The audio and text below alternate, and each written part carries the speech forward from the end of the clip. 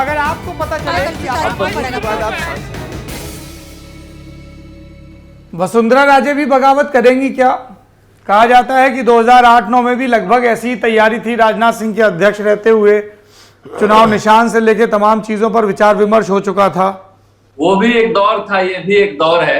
दोनों ही दौरों की कहानी सुना दीजिए मेरे दर्शकों को, क्योंकि तब लल्लन टॉप शुरू नहीं हुआ था। 2003 और 2004 का दौर देखा है सौरभ, जब वसुंधरा राजे निकलती थी सड़कों पर तो तक पहुंचने के लिए 15-15, 20-20 मिनट लग जाया करते थे। और एक बार तो बड़ी महंगी घड़ी मैंने खरीदी थी, वो भीड़ में टूट कर गिर गई थी, उसका अफसोस बहुत लंबे समय तक रहा। कल मैं जब देख रहा था नागौर की उनकी सभा सौरभ, तो 1000-2000 लोगों के बीच वो पुराने अपने जीवन को जीने की कोशिश कर रही थी और एक छाया नजर आ रही थी। भीड़ रिस्पॉन्स नहीं कर रहा था, उसी तरह से चुनरी ओढ़ रही थी, उसी तरह से महिलाओं को पकड़ रही थी, मगर भीड़ नदारद थी और जो रिस्पॉन्स होता है वो गायब था। अब प्रधानमंत्री नरेंद्र मोदी आते हैं, जो तस्वीर आप दिखा रहे हैं अपने स्क्रीन पर, उसकी कहानी सुन लीजिए। प्रधानमंत्री नरेंद्र मोदी आते हैं और आते हुए गुजर जाते हैं सारे लोगों से मिलकर, फिर वो राजेंद्र राठौड़ से बात करते हैं। जो मोदी बैठे हैं, फिर वसुंधरा राजे बैठी हैं और राजेंद्र राठौड़ बैठे हैं। राजेंद्र राठौड़ से बात करने के दौरान बीच में 10 सेकंड के लिए वसुंधरा राजे कुछ बोल पड़ती हैं और वो बोलते हुए हम लोगों को समझ में आ गया था कि यही तस्वीर जारी होगी। और राजेंद्र राठौड़ जिनसे वो बातचीत कर रहे थे प्रधानमंत्री नरेंद्र मोदी, उनकी तस्वीर काट कर और ये तस्वीर जारी होती है। तो बीजेपी में देखो, दुल्हन वही जो पियामन भाई, जो प्रधानमंत्री नरेंद्र मोदी को भाएगा वही दुल्हन होगा, भले ही शेरवानी सिला के सब घूम रहे हो। बीजेपी में कोई झगड़ा नहीं है, चाहे ओम बिरला हो, चाहे गजेंद्र सिंह शेखावत हो, वहां से आदेश आएगा और ये सब एक लाइन में बैठ जाएंगे। हाँ, ये है कि दावेदारी कर रहे हैं वसुंधरा राजे के लिए राह मुश्किल कर दिए उनके दोस्त कह लीजिए, दुश्मन कह लीजिए, मुख्यमंत्री अशोक गहलोत ने।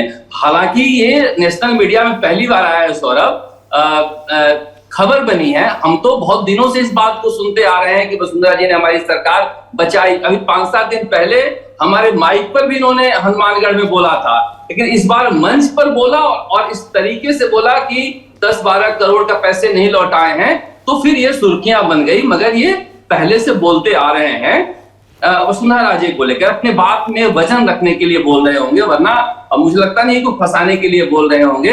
कई तरह की बातें इसमें कही जा रही है कि कल भी जैसा कि हम लोग अशोक गहलोत से बातचीत कर रहे थे तो कह रहे थे कि मैं मौका छोड़ता नहीं हूं बोलने का, कहां बोलना है मुझे पता रहता है।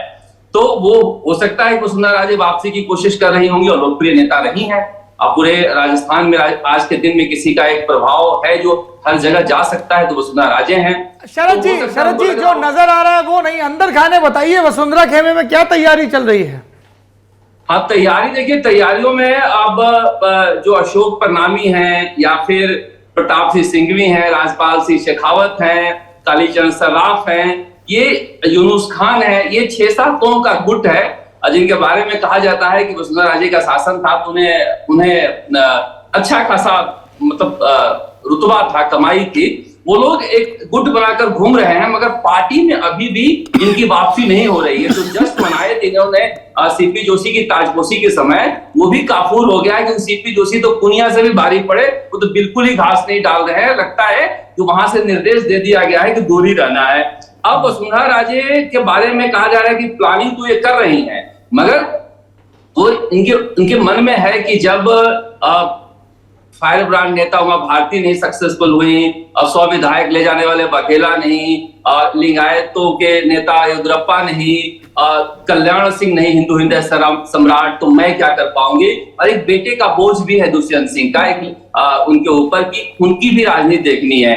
तो वसुंधरा राजे कोशिश कर रही है बार बार से। कल की सभा में देखेंगे आप तो अपना फोटो तो छोटा लगाया था और प्रधानमंत्री नरेंद्र मोदी की तस्वीर फुल स्क्रीन लगा रखी थी।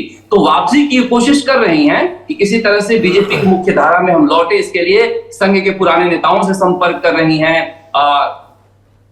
नागपुर से भी संपर्क कर रही हैं, लेकिन प्रधानमंत्री नरेंद्र मोदी तक किसी पुराने संघ नेता का या फिर नागपुर के संघ नेता का पहुंच पाना बहुत मुश्किल है। और इनके बारे में कहा जाता है कि ये दोनों अमित शाह और नरेंद्र मोदी एक बार डायरी में नाम काट देते हैं तो लिखते नहीं है। अब डायरी में नाम काट दिया है या लिखेंगे, इसे लेकर यहाँ पर चल रही है चर्चा। राहुल श्रीवास्तव जी, बीजेपी के घर में ये जो झगड़ा लगा हुआ है उस पर क्या टिप्पणी है आपकी? सौरभ, हम लोग कहते हैं ना कि चढ़ते सूरज को सब सलाम करते हैं, डूबते को कोई नहीं करता। राजस्थान में बीजेपी के नेताओं ने ये बातें बोलनी शुरू कर दी हैं। उन्होंने कहना शुरू कर दिया है कि ये सनसेट पॉइंट जो है ना, ये अंग्रेज बनाया करते थे और चढ़ते सूरज को नहीं, डूबते सूरज को नहीं, देखना बंद करो और चढ़ते सूरज के नेतृत्व को देखो। तो ये सब बातें जहां जहां कहनी जाने लगे तो इशारा बड़ा साफ है। और आप जो सवाल पूछ रहे हैं कि ये किसके इशारे पे हो रहा है, साहब देखिए, ऐसा है कि इस पार्टी में अगर किसी को आज भी संशय है कि कोई ढाई भी है तो मैं हैरान होऊंगा, क्योंकि 2 से ऊपर कोई नहीं है और तो कोई डाउट नहीं है ये क्यों हो रहा है। अरे पर सही कहा गया मनसबदार अपने मन की थोड़ी बहुत तो करेंगे ही ना, माइक्रो मैनेजमेंट थोड़ा होता होगा साहब। माइक्रो मैनेजमेंट क्या है कि माइक्रो मैनेजमेंट ये है कि आप किसी को धक्का देके गिरा दो, तो बस से गिरा दो, कार से गिरा दो, जहाज से गिरा दो, कहीं से गिरा दो, मगर धक्का तो दिया जाए। तो यानी वो थोड़ा वेरिएशन तो साहब इतना तो हो सकता है, मगर किसके कहने पे ये बड़ा क्लियर है। देखिए कि ये बात कि दोनों नाम काट दें, शरद ने कही, ये बिल्कुल सही बात है साहब।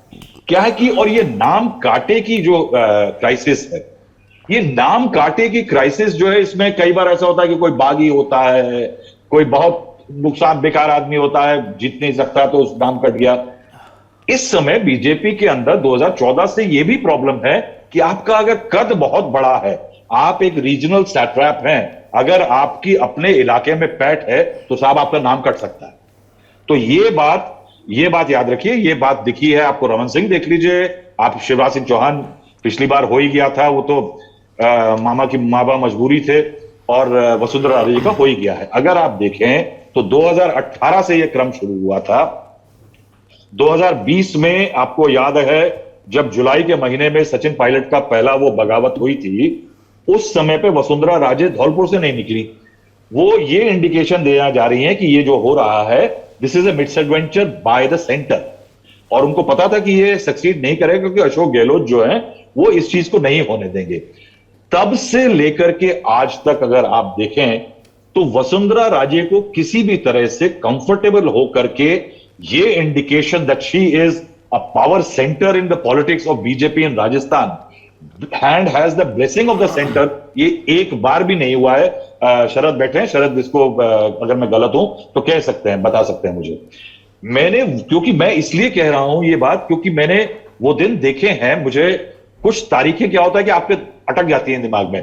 तो अगस्त 21-22 2009 की बात है, तब वो राजनाथ सिंह का उन दिनों वो अध्यक्ष होते थे 2009 में, 34 अशोका रोड पे उनका घर होता था, और 7:36 पे वसुंधरा राजे वहां राजनाथ सिंह जी से मिलने आती हैं, और 8:46-47 पे वो चली जाती हैं, और चेहरे पे उनके मुस्कान थी, और इवेंचुअली जो थी वो अपने मन की करवा के गई थी। उससे कुछ दिन पहले 50 उनके विधायक जो थे वो दिल्ली आए थे, और उनकी डिमांड थी वही कि राजनाथ सिंह जी वगैरह चाहते थे कि उनको हटाया जाए लीडर ऑफ ऑपोजिशन के पोस्ट से, और वो नहीं तैयार थी, और वो चाहती थी कि कोई उनकी चॉइस का आदमी जो है वो वहां बिठाया जाए। तो ये उस समय की वो थी कि उस समय आडवाणी जी और उनका जो एक गैंग था या गुट था बीजेपी का, वो राजनाथ सिंह जी को परेशान करने में लगा था। तो वो वसुंधरा राजे और इन सबको शह दे रहा था।